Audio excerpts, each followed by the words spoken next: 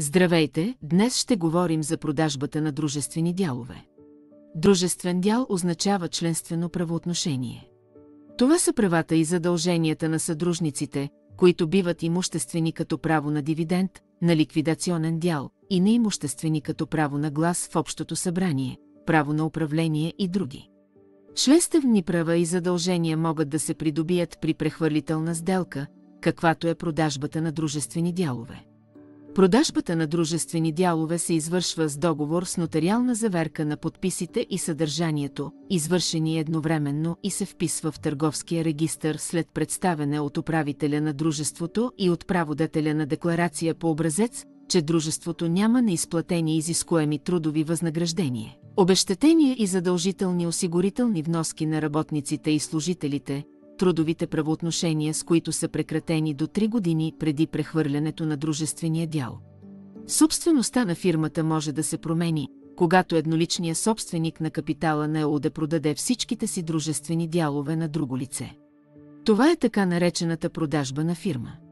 Другият вариант е едноличният собственик на капитала да продаде само част от своите дружествени дялове на трето лице. В този случай фирмата от ЕООД ще стане ООД, защото вече ще има двама съдружници. Възможно е и ООД с двама съдружници да стане ООД, когато единият съдружник иска да напусне дружеството и продаде всичките си дялове на другия съдружник. Така последният ще стане едноличен собственик на капитала, защото вече ще притежава всички дружествени дялове.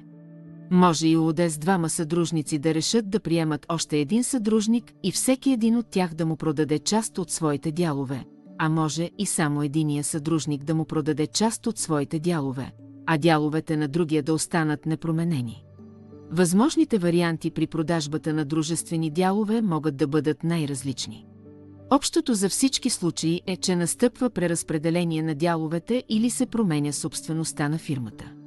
Важно е да отбележим, че има разлика в процедурата при продажба на дружествени дялове на съдружник и на трето, външно за дружеството лице.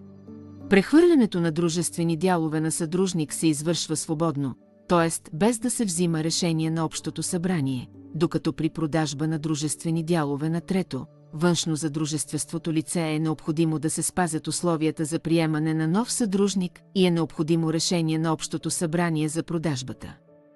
Надяваме се, че тази информация ви е била полезна. Благодарим ви за гледането.